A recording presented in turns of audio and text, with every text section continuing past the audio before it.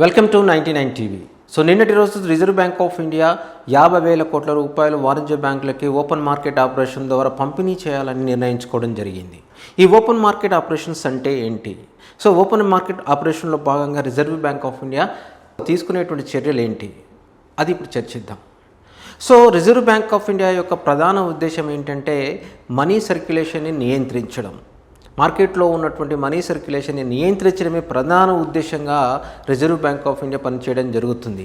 అందులో భాగంగానే ఈ ఓపెన్ మార్కెట్ ఆపరేషన్స్ని నిర్వహించడం జరుగుతుంది. మరి ఈ ఓపెన్ మార్కెట్ ఆపరేషన్స్ అంటే ఏంటంటే Reserve Bank of India government సెక్యూరిటీస్ని కొనుగోలు అమ్మకాలు చేపట్టే ప్రక్రియనే ఓపెన్ మార్కెట్ ఆపరేషన్ అనడం జరుగుతుంది.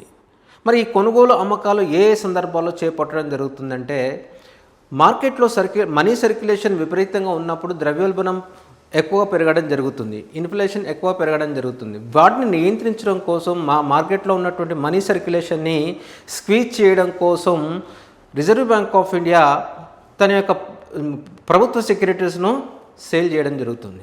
తద్వారా మార్కెట్లో ఉన్నటువంటి ఎక్సెస్ మనీని స్క్వీజ్ చేసేసి మనీ రెగ్యులేషన్ చేసేసి ఇన్ఫ్లేషన్ని స్టెబిలైజ్ చేయడం జరుగుతుంది. అదేవిధంగా ఒకవేళ మార్కెట్లో మనీ సర్క్యులేషన్ తక్కువగా ఉన్నప్పుడు మనీ సర్క్యులేషన్ మార్కెట్లో పంపు చేసేసి మనీ సర్క్యులేషన్ పెంచి ద్రవ్యోల్బణాన్ని స్టెబిలైజ్ తీసుకోవడం జరుగుతుంది.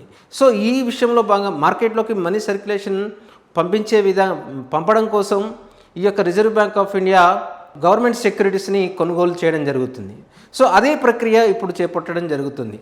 దాదాపు ఈ సంవత్సరాంతానికి 1,00,000 కోట్ల రూపాయలు ఈ యొక్క ఓపెన్ మార్కెట్ ఆపరేషన్స్ ద్వారా కొనుగోలు చేయాలని చూడడం జరుగుతుంది. సో మరి ఈ మార్చి నెలలోనే ఎందుకు చేయడం జరుగుతుందంటే ఈ మార్చి నెలలోనే ఆర్థిక సంవత్సరానికి ఇది చివరి నెల కాబట్టి ఎక్కువ మన ఇండివిజువల్సే కావచ్చు, బిజినెస్ పర్సన్సే కావచ్చు, ఎక్కువ మొత్తంలో ట్యాక్సెస్ కానీ జిఎస్టీ కానీ ఇతర ట్యాక్స్లు పే చేయడం వల్ల వాణిజ్య బ్యాంకులో ఉన్నటువంటి మనీ ఈ యొక్క ట్యాక్స్ రూపంలో వచ్చినటువంటి మనీ గవర్నమెంట్కి వెళ్ళడం జరుగుతుంది. దానివల్ల ఏమవుతుందంటే వాణిజ్య బ్యాంకుల్లో మనీ ద్రవ్య నిల్వలు తగ్గిపోవడం జరుగుతుంది. సో ఈ ద్రవ్య నిల్వల కొరతను అధిగమించడం కోసం కేంద్ర బ్యాంకు 50,000 కోట్లతో ఈ యొక్క బాండ్స్ని కొనుగోలు చేయడం జరుగుతుంది.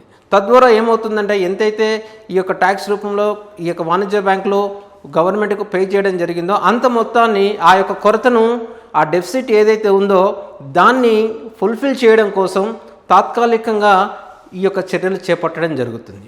మరి ఈ యొక్క ఓపెన్ మార్కెట్ ఆపరేషన్ చేయడం వల్ల వచ్చేటువంటి లాభాలు ఏంటంటే సింపుల్గా చెప్పాలి అంటే వడ్డీ రేట్లు పెరగకుండా ఉండడం జరుగుతుంది.